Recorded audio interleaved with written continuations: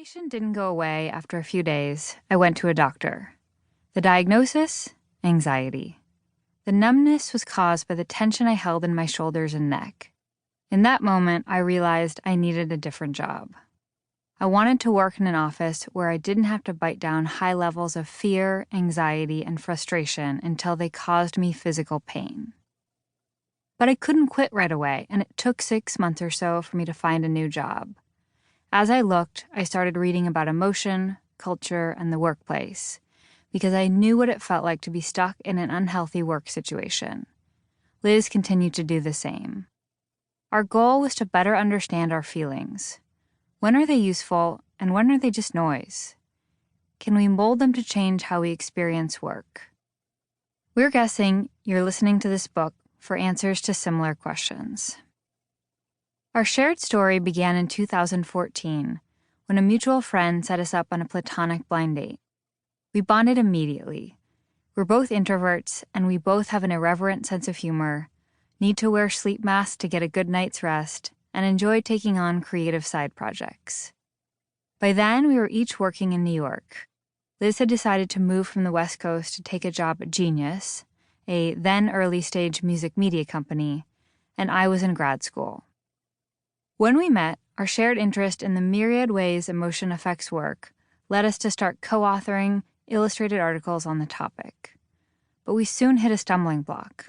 We had never worked closely together before, which led to miscommunication. I felt that Liz was obsessing over details that no one else would notice, whereas Liz felt that I was moving too fast. Our email exchanges became more and more tense, and our project soon stalled. Hoping to save our personal and professional relationship, we scheduled a dinner to discuss our issues in person. It was hard. Neither one of us wanted to say anything for fear of making the other person feel bad. But our differences went deeper than our perennial coffee versus tea debate and needed to be brought out into the light. And to do that, we had to overcome our instinct to pretend feelings didn't matter. Had we not already been researching emotions at work, we probably wouldn't have given so much credence to our feelings, and we'd never have noticed that building trust always preceded our best creative teamwork. But since we were paying attention, we noticed how much emotion affected every part of our collaboration and the rest of our professional lives, like decision-making and employee-manager communication. That's because the future of work is emotional. No scripts exist for our most difficult professional interactions. When you hear the phrase emotion at work, you might think of career milestones, job interviews, salary negotiations, and annual reviews. But you've probably felt just as intensely about day-to-day, seemingly mundane events. You're thrilled to receive an OK sign from the CEO in response to your Slack comment, and you're infuriated when a colleague interrupts you for the 5th time and you fret over whether you need to immediately reply to a work email that appears in your inbox on a Saturday evening. The forces that compel us to ignore our emotions at work must be combated. Modern work requires an ability to effectively harness emotion, but most of us have never learned how to do this in our professional lives. As we start to recognize the importance of soft skills, we're left wondering, is it possible to be too soft? How much emotion can we express before we come across as unprofessional? What if our authentic self is overwhelmed and anxious?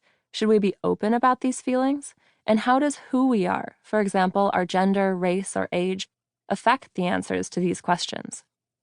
Suppression and avoidance might seem to be the easiest answers. Let's go back to checking our emotions at the door.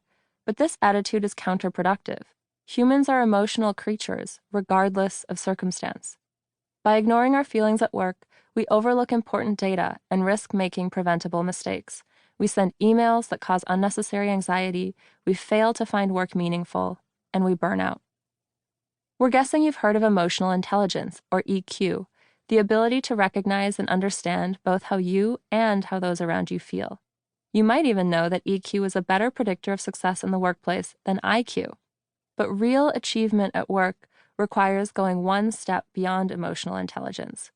You need to learn to be reasonably emotional. This means matching how you communicate.